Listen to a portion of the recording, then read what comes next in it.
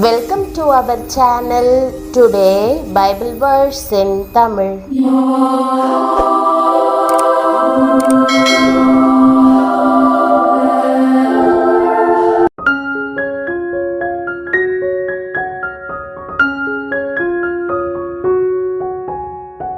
இன்றைய வசனம் சங்கீதம் 130:7. கிறிஸ்துவுக்குள் பிரியமானவர்களே, நம்முடைய ஆண்டவரும் இரட்சகருமான இயேசு கிறிஸ்துவின் வல்லமையுள்ள நாமத்தில் உங்களை வாழ்த்துகிறேன்.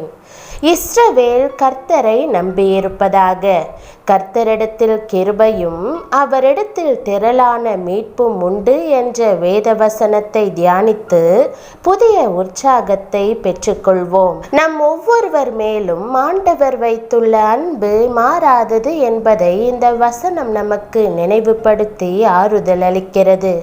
பிறந்த குழந்தையை முதலாக பார்க்கும்போது தாய்க்கு எவ்வளவு அன்பு பொங்கி வரும் என்பதை எண்ணி பாருங்கள். அது விவரிக்க இயலாத அன்பாகும். ஒரு பெண் கருவுற்றிருந்தாள். பிரசவத்தில் அவளுக்கு அழகான ஒரு பெண் குழந்தை பிறந்தது. சில வருடங்களுக்கு பிறகு தன் மகள் முதலாக அவள் அருகில் படுக்க வைத்த தருணத்தை நினைத்து பார்த்தாள். அக்குழந்தை கண்களை விரிவாக திறந்து உலகை ஆர்வமாக பார்த்து கொண்டிருந்தாள். அந்த தருணத்தில் வார்த்தைகளால் விவரிக்க இயலாத அன்பு அந்த பெண்ணிற்குள் அவள் மீது பொங்கி எழுந்தது. தாயின் ஆழமான நிபந்தனையற்ற அன்பை காட்டிலும் நம் ஆண்டவரின் அன்பு மேலானது என்பதை இந்த வாக்குதத்தம் குறிக்கிறது. வேதாகமத்தில் இது போன்று தெய்வீக அன்பை குறித்து பார்க்கிறோம். இயேசு ஞான ஸ்நானம் பெற்றபோது வானத்திலிருந்து, இவர் என்னுடைய நேசகுமாரன், இவரில் பிரியமாய் இருக்கிறேன் என்று ஒரு சத்தம் தொனித்தது. உலக பிரகாரமான நம் பெற்றோர் நம்மேல் வைத்திருக்கும் அன்பை காட்டிலும் அதிகமான அன்பை கர்த்தர் நம்மேல் வைத்திருக்கிறார் என்பதை இது காட்டுகிறது. ஆண்டவரின் அன்பு அளவற்றது. இயேசுவை தங்கள் சொந்த இரட்சகராக ஏற்றுக்கொள்கிறவர்களுக்கு திரளான மீட்பு உண்டு என்னும் அருமையான வாக்குதத்தத்தை கர்த்தர் கொடுக்கிறார். இயேசுவை நம் வாழ்வில் ஏற்றுக்கொள்ளும் போது அவருடைய அளவற்ற அன்பு மாத்திரமல்ல, திரளான மீட்பும் நமக்கு வாக்கு பண்ணப்படுகிறது. ரட்சிப்பையும் மீட்பையும் குறித்த இந்த வாக்குதத்தம் ஆண்டவரின் அன்பின் ஆழத்தையும் விசுவாசத்தின் மறுரூபமாக்கும் வல்லமையையும் உணர்த்துகிறது.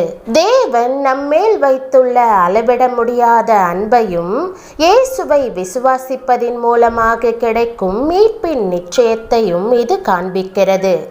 இந்த வாக்குதத்தம் நம் உள்ளங்களை ஆறுதல் படுத்தி சந்தோஷத்தால் நிரப்புவதாக. இன்றைய வாக்குதத்தத்தின்படி தேவனுடைய கிருபையை நீங்கள் பெற்றுக்கொள்வீர்கள். வேதத்தில் 1 கொரிந்தியர் 13ஆம் அதிகாரத்தில் விவரிக்கப்பட்டுள்ளவற்றை விட இது பெரிதானது. அது ஒருபோதும் தவறாது. நாம் உண்மை இல்லாதவர்களாய் இருந்தாலும் அவர் உண்மையுள்ளவராய் இருக்கிறார் என்று வேதம் கூறுகிறது. சரியான காரியங்களின் பட்சமாக நிற்காதிருத்தல், உலக பிரகாரமான ஆசைகளுக்கு விட்டு கொடுத்தல், மற்றவர்களை அன்போடும் தயவோடும் நடத்தாமல் இருத்தல், தேவனுடைய கட்டளைகளுக்கு கீழ்ப்படியாதிருத்தல் என்று பல வேளைகளில் நாம் தேவனுக்கேற்றவற்றை செய்ய தவறுகிறோம். ஆனாலும் தேவன் நமக்கு உண்மையுள்ளவராய் இருக்கிறார். அவர் நம்மை கைவிட்டிருந்தாரானால் நாம் அழிந்து போயிருப்போம். ஆனால் அவர் நம் மீது கொண்டிருக்கும் அன்பின் காரணமாக நாம் பிழைத்து நன்றாக வாழ்கிறோம். கிருபையானது இயேசுவின் இரத்தத்தின் வல்லமையாய் இருக்கிறது. இயேசுவின் இரத்தம் சகல பாவங்களையும் நீக்கி நம்மை சுத்திகரிப்பதோடு நாம் தவறி போகாமல் உண்மையுள்ளவர்களாய் இருக்கும்படி நன்மையானவைகளை பேசுவதோடு நமக்காக தொடர்ந்து வேண்டுதலும் செய்கிறது. நாம் உண்மை இல்லாதவர்களாக இருந்தாலும் இயேசு நம்மை நேசிக்கிறபடியினால் கிருபை இப்படி வல்லமை நிறைந்ததாக இருக்கிறது. ஆகவே இயேசுவின் பக்கமாய் திரும்பி நன்றியறிதலுடன், ஆண்டவரே, நான் உண்மை இல்லாதவளாக இருந்தாலும் நீர் எப்போதும் என் மீது அன்பு கூறுவதால் உம்மை ஸ்தோத்திரிக்கிறேன். நான் உம் மீது அன்பு கூறுவேன். எப்போதும் உண்மையுள்ளவளாக இருப்பதற்கான கிருபைக்காக வேண்டுகிறேன் என்று கூறுங்கள். அப்போது ஆண்டவர் உங்களை அரவணைத்து அன்போடு முத்தமிடுவார். இரண்டாவதாக, நாம் உண்மை இல்லாதவர்களாக இருக்கும்போது நமக்குள் பயம் எழுகிறது. பயம் வேதனையுள்ளது. ஆனால் பூரண அன்பு பயத்தை புறம்பே தள்ளும். பயம் தேவன் நம்மை கைவிட்டு விட்டதாகவும் மறந்து விட்டதாகவும் தள்ளிவிட்டதாகவும் நம்மை உணரச் செய்யும். ஆனால் இயேசுவின் அன்பாகிய தேவ அன்பு நமக்கு ஜீவனை அளிக்கும். நாம் பாவங்களை அறிக்கையிட்டு இயேசுவினிடமாய் திரும்பும்போது அவரது அன்பு நம்மை நிறைத்து நமக்குள் கிரியை செய்து துரோகத்தினால் உண்டாகும் பயத்தின் பிடியிலிருந்து நம்மை விடுவிக்கிறது. குடும்பத்தில், வேலையில், கல்வியில், உறவுகளில் உண்மையில்லாமல் துரோகம் செய்வதால் உருவாகும் பயத்தின் வழியாக கடந்து செல்கிறீர்களா? இயேசுவண்டை வாருங்கள். உங்களை மன்னிக்கும்படியும் பயத்தை ஜெயிக்கவும் உங்களுக்கு அன்பானோரோடு ஒப்புரவாகவும் தேவையான பலனை தரும்படியும் அவரிடம் கேளுங்கள். நீங்கள் எதை இழந்திருந்தாலும் அதை மீட்டு தருவதற்கு ஆண்டவர் ஆயத்தமாய் இருக்கிறார். அவரை நம்புங்கள். அப்போது அவருடைய கிருபையும் திரளான மீட்பும் உங்களுக்கு கிடைக்கும்.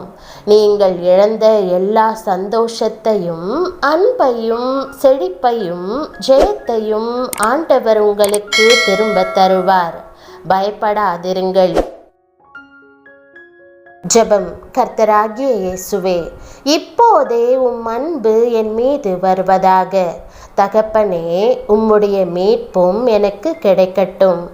எனக்காக சிலுவையில் மரித்து என் மீதான உம் அன்பை விளங்க பண்ணியதற்காக உம்மை ஸ்தோத்திரிக்கிறேன். என் மேல் நினைவாய் இருப்பதற்காக உமக்கு நன்றி. நீர் என்னை மிகுதியாய் ஆசீர்வதிக்க வேண்டும் என்று ஜெபிக்கிறேன். என் உள்ளத்திலிருந்து பயத்தின் ஆவியை எடுத்து போடும். இப்போதே உம்முடைய கிருபையை என் இருதயத்தினுள் ஊற்றும். நான் தவறிழைத்த ஒவ்வொருவரிடமும் தவறிய காரியங்களுக்காக ஒப்புரவாகும் பலனை எனக்கு தந்தருளும். நான் எழுந்து என் வீட்டை கட்டுவதற்கான, என் வேலையை செய்வதற்கான கிருபையை அருளிச் செய்யும். நீர் எனக்கு தந்தருளின எல்லா ஆசிர்வாதங்களையும் மீட்டுக்கொள்வதற்கு உதவ வேண்டும் என்று இயேசுவின் நாமத்தில் ஜெபிக்கிறேன் நல்ல பிதாவே. ஆமென். தேவனுடைய நாமம் மகிமைப்படுவதாக. ஆமென்.